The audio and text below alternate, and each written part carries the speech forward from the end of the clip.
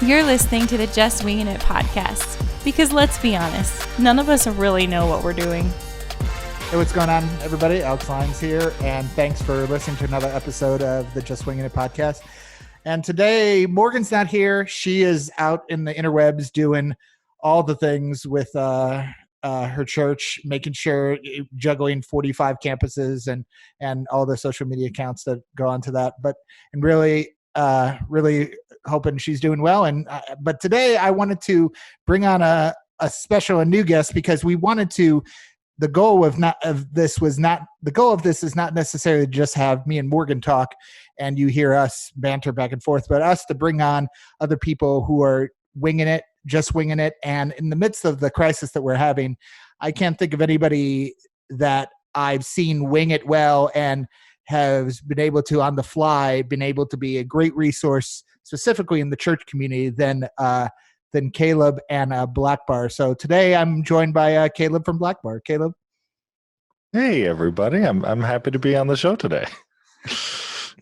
Caleb, how do you pronounce your last name? I didn't want to say it wrong. So that is Caleb Weidman. It is an E-I, but trust me, I got it wrong all throughout school, but it is Weidman. Yes. Beautiful. Not the weed, no 420. No, got it. No, it's not Weed Man. Although I got made fun of that in high school. I also got Wide Man. That was a good one, right? I got it all. You've heard it. I'm sure you've heard it. All. For sure. Well, yeah, Caleb and I know each other via a mutual friend. Mm-hmm. Caleb works with Zach Snyder, and Zach Snyder and I worked together at a ministry in Asia named Asia Pacific Media back about, that would be like 6-7 years ago now, where he and I were serving together. And they come from Valley Forge, and they've been doing a lot of good things. So rather than me butcher an introduction of you, why don't you just kind of introduce her a little bit about yourself and tell me about, what you do, like as your real job, like when we're not like trapped in like a 10x10 room, and then like what Blackbar actually is. For sure. I definitely grew up in the church rat, all that kind of stuff. I got into church media as early as I could. My parents were the children's ministers, so I was running slides back then. When I was still a kid in the ministry, I was the one clicking through. Nice. But I was when I was around 12, 13, got into Photoshop, Illustrator, that kind of thing. And my youth pastor saw a talent in me and gave me the opportunity then just like make t-shirts for our youth retreats and all that kind of stuff. And all of a sudden I realized that these nerdy little talent that I had for doing this thing could be used for ministry. And the whole rest of my life just set off from that point. Again, super cool. The power of a quality youth pastor who knows what he's doing, right? But I ended up going to school for digital media, picking up stuff outside of graphic design, doing video, animation, photography. Really got into marketing when I was at school. I actually worked at the marketing department at the school for a while, University of Valley Forge, where I met our mutual friend. And out of college, I got hired as the multimedia marketing director at Grand Rapids First over in Grand Rapids, Michigan. That mostly entails handling a lot of our online presence, handling all of our art direction, media production, brainstorming for marketing, all that kind of thing. I have 4 of the best marketing staff that I could have ever hoped for that I work for. And most recently, as of this year, started up a kind of a virtual ministry that we're calling Blackbar, that is specifically designed to empower churches with the resources and knowledge they need to utilize kind of digital tools and digital platforms to reach people with the gospel in new ways. So that's the long and the short of it. Now, Blackbar, tell me, like, why that name? Where did that come from? Blackbar. So being entirely straight, I really, really wanted the name Black Box because I love the kind of the mystery of it. Of like, yeah, that's good. I like the unique. I like I'm terrified of the status quo. I like the idea of stepping into this kind of new thing. And I knew even with we'll call it more progressive style of ministry, we'll say more aggressive, especially digitally. I knew there were a lot of pastors that would not be interested in the things that I have to do. I guess the things that I do, more the old school, the more traditional, that kind of stuff. So when I was coming up with the name of everything, I was like, well, what would be the easiest way to filter out the pastors that were never going to listen to me, right? Sure. And that meant I'm not going to paint stuff blue and white and have friendly smiling faces on the front, right? It's going to be great. black and it's going to be orange. Originally it was going to be black box, but there's a huge church media consultancy firm in Pennsylvania called Blackbox, and that didn't want to compete with that. So we went with Blackbar. The idea kind of being there's a lot of churches out there that will tell you some of the stuff they do from a media perspective, but they tend to block out certain things, right? I think of like the government document when they do the redacted stuff, right? Yeah, they'll tell you the general idea of where they're going, but then there's certain secrets that they hold on to because unfortunately the church is a business as much as a ministry and they want to protect business secrets. And I think that's a load of garbage. I think that we're the church of the body and we're the body of Christ, and together we're better than we are separate. So I'm revealing every secret that I know, and I'm revealing every secret that everyone that I know knows. That's good. So the idea with Blackbar is we're kind of removing those black bars from the secrets of marketing. So no, that's good. That's the idea. I mean, that's definitely a heart, like, I mean, in the pilot, we talked a little bit about how my first encounter was somebody who's, when I asked him how to do his amazing thing, his response was magic. In other words, I don't want you to know. But yeah, so there's a freedom in letting people other know, and it's not a competition. We're all on the same team. And in the midst of this crisis, like, if anything, now more than ever, we're really realizing, we are all on the same team, man. There ain't no comp here. So you're marketing at Grand Rapids first, and I'm sure that has a load to do with online streaming and OBS and all those other things that Blackbar has been making some videos about recently, right? Interestingly enough, my department specifically is different than our tech department. Our tech department handles kind of the Sunday morning streaming, cameras on Sunday, audio production, all that kind of stuff. Media marketing gets people to the stream, right? We let them know that it's happening, and then we kind of pass them off from that point. I think it's funny, as we've been creating videos for about 2 months now, and I've been talking about a lot of the stuff that I know really well. And all of a sudden, there's a need for something that I don't know fantastically well.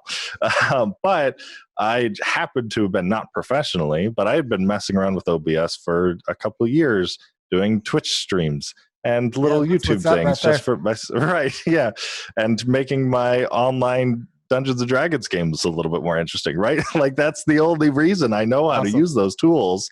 But I knew just enough to be dangerous, and I knew that a lot of the churches that were going to be in this season unable to meet in person, a lot of pastors are going to be doing this thing from their homes even. Well, that sounds really similar to the stuff that I'm doing, just kind of messing around at home. So if I already have the platform, I already have the thing, why can't I, share at least what I know to help churches get online as fast as possible, as cheap as possible? And, it seems to be paying off. Absolutely. So you were working there, and you were perusing. You told me the story kind of offline about how you encountered and made that video that kind of blew up. Talk to me a little bit, about how you kind of were presented in this opportunity where you are knowledgeable because of your like hobbies, but it's not like your 9 to 5. How you just kind of winged it in, and you were like, "Yo, I'm gonna do this kind of video for this purpose." Talk to me through it a little bit about that. For sure, yeah. The day that Nick and I, Nick is 1/3 of Blackbar along with me. We work at the same church. He's our video guy in my department. We were at the church for many, many hours, well past when we were supposed to be there, at least getting paid to be there, because that was the day that mandates were coming out in Michigan and everything. We were running around all day, just trying to get our church ready. And all I could think of in the back of my mind was that our church is really well prepared for this. Like, and I don't say that from like a bragging point of view. Sure, I say of that course. from like, we were already set up with live streaming. We already had gotten rid of our bulletin. We moved to communication all digitally via the app and website and stuff. We were actually 2 weeks away from launching an online campus that we were hiding in secret for a while, and we just decided to hit the gas because it was ready to go. Might as well. Yeah. But all I could think of in the back of my head was, there are so many churches that are not ready for this, right? And I know, the fact of the matter, as much as we'd rather not think of it this way, if you don't have services, people don't tithe. That's just kind of the fact of the matter. And there's a lot of small churches that are going to be sending their pastors home without eating for potentially a couple of weeks at what we thought at the time. And now we're talking about possibly a couple months. We don't know. We don't know what the situation is going to be. Sure. And I turned over at Nick at like 3:00 in the afternoon, which on Friday we were already 3 hours past when we were supposed to be there. Sure. I was like, we got to make a video today. Like, this is way too important to let sit for a week and us script it out properly. And all. Like, we have to do this research right now, because churches are going to be looking for this right now. And we stayed up. We stayed up way too late, got the edit out and released it the next morning. And it seems that God seems to be blessing the right video at the right time. So very thankful for that. We've certainly got a huge response from it. Awesome. Yeah. I mean, I know in my circles, you guys kind of become the de facto gold standard in this because of the fact, I think your humor but also just your approachability and the expedience that it is polished. It is super polished, but it's not like over polished, if that makes any sense, Oh, for sure.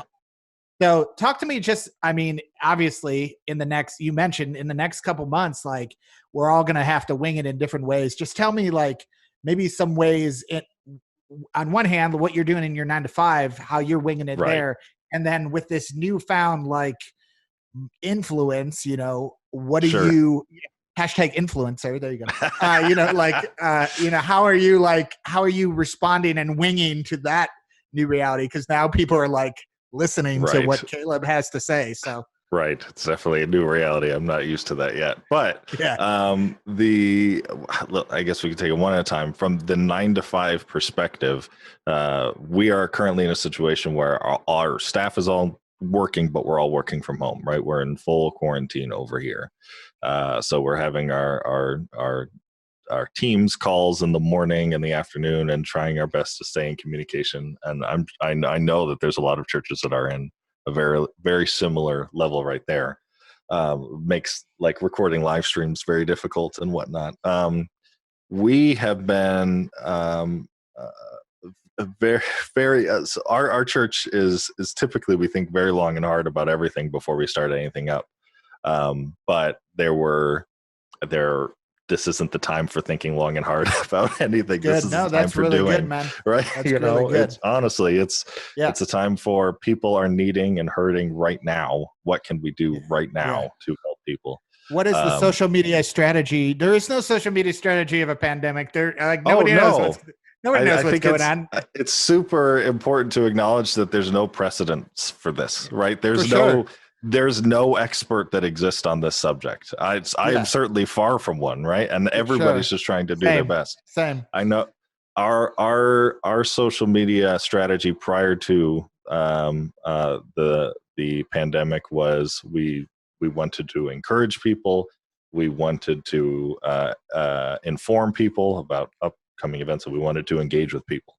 Well, upcoming events have basically gone straight out the window, other than our live streams, right? Sure. So we're going to encourage people, and we're going to engage people, and we're going to do that as hard as we can, as often as we can, because they're sitting at home, probably binging Netflix and playing video games and doing whatever. Why aren't we as a church creating content and trying to get them to remind them of Jesus, the gospel, all that kind of stuff. You have a much more captive audience than you've ever had. Absolutely. My friend just told me that Louis Giglio's church had 200,000 people watch the stream last week. That's insane. 200,000. That's like a small Twitch streamer. I mean, but I mean, like, I'm just being funny. That's like huge, man. Like, those are people who are watching and need that content. They're looking to watch and engage with stuff right now. So, so these pastors that are at home, or they're expected to make this stuff. Talk to me a little bit about how you've tried to like pivot both in creating the stuff for your church, but now also being this voice that people are like listening to, I feel like for so long that, that GIF that's popular right now of the Chihuahua that's like growling and saying, Facebook is of the devil. And then on the other side, it says, join us for a 12 o'clock Facebook live stream, I think, first of all, I have to say, as horrible as this pandemic is, as horrible as everything that's happening in the world, absolutely, from a church media, from a church ministry perspective, I couldn't be more excited, because I think a lot of churches, even some of them who are kicking and screaming along the way, are about to realize the power of digital ministry in a really tangible way, and that's exciting. I think something that's going to be important to note for any pastor listening is that you should not be looking forward to things getting back to normal, because that idea of normal is gone now. You have just let your congregation know that you are able to provide this ministry. And unfortunately, one way or another, they're going to expect it moving forward. Past this pandemic. And that's not a bad thing. I know that the idea of live streaming for a lot of churches is a daunting one. People are afraid that they could lose people, that they won't stay. But trust me, if you put out engaging content, interesting content, people stick to it. I'd say for the people that are getting into live streaming right now, that are jumping into the space of now having to figure out how to be content creators online. I know this might be a controversial thought, but the last thing I would do is be looking at other churches on what they're doing. I would be looking personally, what I've been doing is looking at the successful content creators online. And I tell you what they don't look like is a super produced person behind a podium with a band behind them.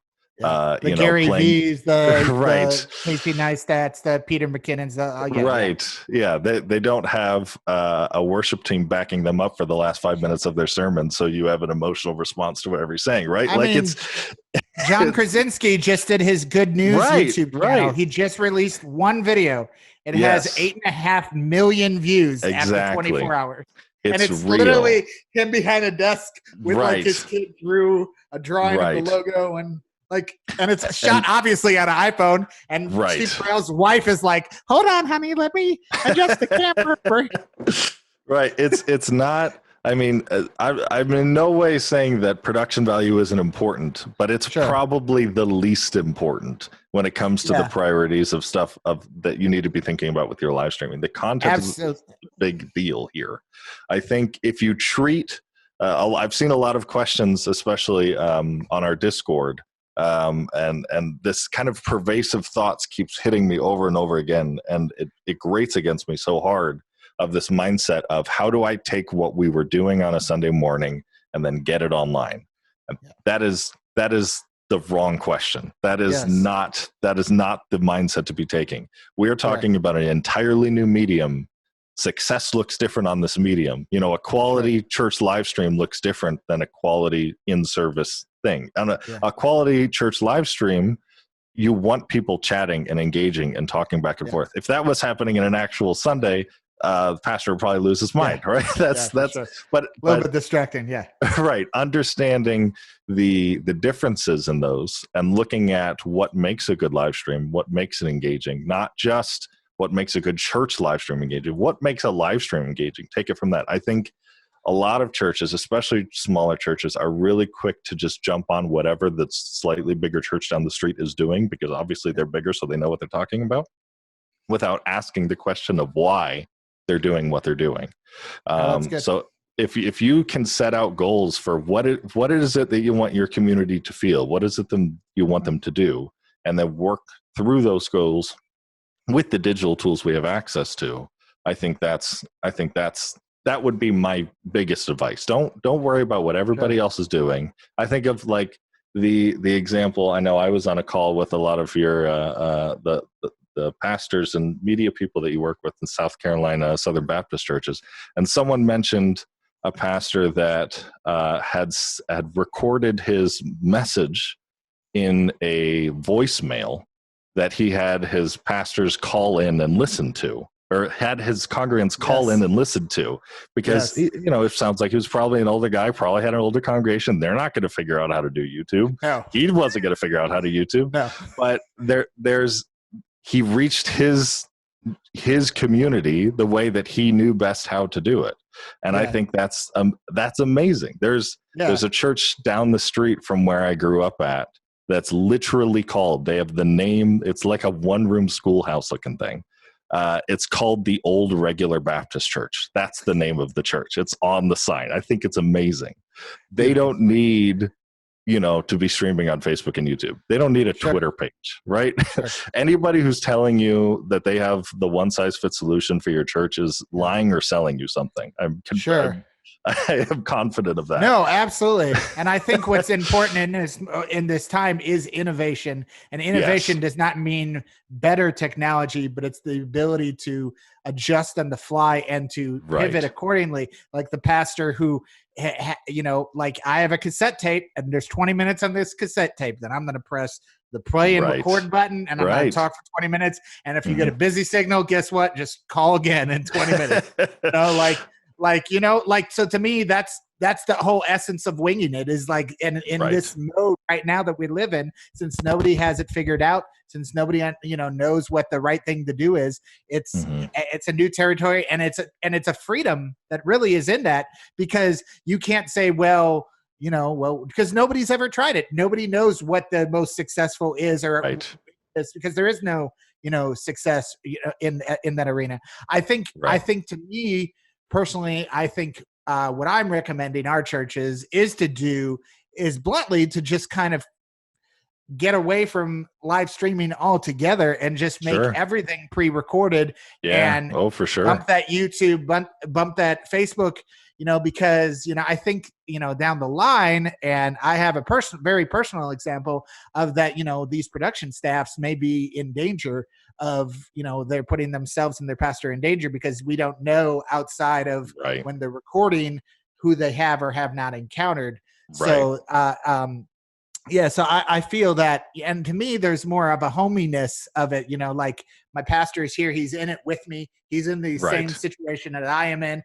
He's not special. He's for in quarantine too, but my wife, is like, to me, that platform, that's what church is. So like, I understand that there's still people that are trying to but my pastor on a couch, that's not church. This platform is church. And so there's so many things that have adjusted. So thus, if he can preach in the empty church, at least he's in that room. So I understand that. So I'm kind of a little bit on that, but I feel that it gets a great opportunity to be able to pivot now more than ever. And looking at, what other curators are doing, what maybe some streamers are doing, maybe what some Tonight Show or what talk show hosts are doing, to me, those are both, to your point, those are two platforms that are conducive to a single individual interacting either via live or interacting with a crowd from whatever avenue that they're in. And it's the most direct, relatable to what we're doing right now. So tell me a little bit, I guess, Caleb. So now, tell me where you were like before all these videos that you were starting to create, and talk to me a little bit about like where you are now and like what you guys are doing with Blackbar now. Right. Yeah. Well, before everything hit, we were being as consistent and as obedient as I probably could have been with Blackbar videos we were putting out every week, the podcast that we were putting out every week, kind of supplemental stuff here and there, just trying to educate and inform and help people figure out ministry, this new online virtual ministry best I can. And now all of a sudden we're in a place where the only ministry that is happening is virtual ministry. And all of a sudden the stuff we were talking about became very relevant overnight. Not that it hopefully wasn't relevant before, but became very important to every church all of a sudden overnight. Now, we have a Discord community that went from like 25 members to, I think we're approaching 400 now in the matter of about a week and a half. And we've had to bring other people on our team to start answering questions and whatnot, which is super cool. We're getting dozens and dozens of questions every day of pastors and people who have no idea what they're doing. Like, that like the simplest questions in the world, but those are the people that are in need right now. I mean, for sure. The churches who are already live streaming, they're not jumping on our Discord. They're not asking the question. The churches that are freaking out right now are the ones that have never done this before. And I think it's exciting. And the fact that they're jumping on a Discord server, to me, says it of itself. Like that, you don't have a Facebook group. No. I touched the mic. You don't have a Facebook group. You don't have a YouTube. Like you have a YouTube, but you're like, but the fact that there's so much engagement through this Discord chat is a hurdle in it, even of itself. Like what is Discord? It's definitely like a more niche. It's kind of like Facebook, but it's like, live. It's kind of like chatting, and then there's like categories and blah blah blah. Yeah, we definitely right. We talked a lot before we started, before we launched Blackbar on, are we starting a Facebook group? Are we starting a Discord? Are we starting, any number of these online systems? And there's already so many church media groups, and they're huge. They're massive. Yes. And there's nothing wrong with them being massive, right? Sure. But what I loved about Discord, just talking with my friends, the conversations that I've had on there with other people, is that it's very instantaneous. It's very relaxed. It's very friendly, and that we can get back and forth with someone and have kind of a live chat very quickly. Not that you can't do that on Facebook, but in general, Facebook tends to be more asynchronous, where you'll post a comment, you'll leave it for an hour, and then wait and come back. And on Discord, and it's see more how many like people trolled you in the meantime. Right. Yeah. Fortunately, our Discord community has been nothing but super positive. People being helpful so far. We'll see how long that lasts. But and also so it's like a resource where you can like go back and like there's channels like trying to on these large church comms and a larger church communications and marketing, etc. Not the dig, but like if I want to find sermon slides, like good luck, versus like there's a channel in Discord, here it is, for sure, and you could go all the way back to the existence of time to like here's the first time somebody posted like 20 months ago about whatever. So beautiful. Yeah, so it's very handy. Good decision there, man. So thank you. See, gamers, we know what we're doing there, dude. Like it is not that I want to sit on this point for a long time, but there is so much overlap with that community and the church community right now of like what they're trying to do, and that, video games have been such a prime staple for this live streaming thing for such a long time. Obviously, the goals of these communities are two very different things, but I think there's a lot of notes to be taken for the churches and the church world of like, these are people who are, a lot of times churches can get really narrow focused on just what are the other big churches doing. And I'm not saying there's anything necessarily wrong with that. But what I am saying is that those big churches are looking at these other places anyway. So why don't you just skip the big churches and go look at what everybody else is doing? Because the big church is already one step behind. By the time you see it, you're 3 steps behind. So just like, let's find what the best in the world is, not just the best in the church is, and then emulate that when it comes to how we're using these media platforms. That's awesome. Caleb Weidman is from Blackbar, and you could definitely check out his YouTube, his Discord, and all. Pub your stuff, man. Pub all the channels. Do it. Yeah, be that influencer. Hashtag influencer. For sure. I'm not used to that yet. Check out our YouTube channel. We have new videos every single week. Check out our podcast. We're on every platform. New podcasts every week. And if you have any questions ever, or just want to hang out, or just need some encouragement, because there's almost certainly a lot of weight on your shoulders right now, feel free to join our Discord. Yes, and lots of memes too. We got plenty of memes. That's all I have to plug. That's fantastic. Yeah, Caleb, his channel recently hit that magic 1,000 subscribers, so that's a really cool thing. And he's not going to say that, but that's just cool to see in a short amount of time.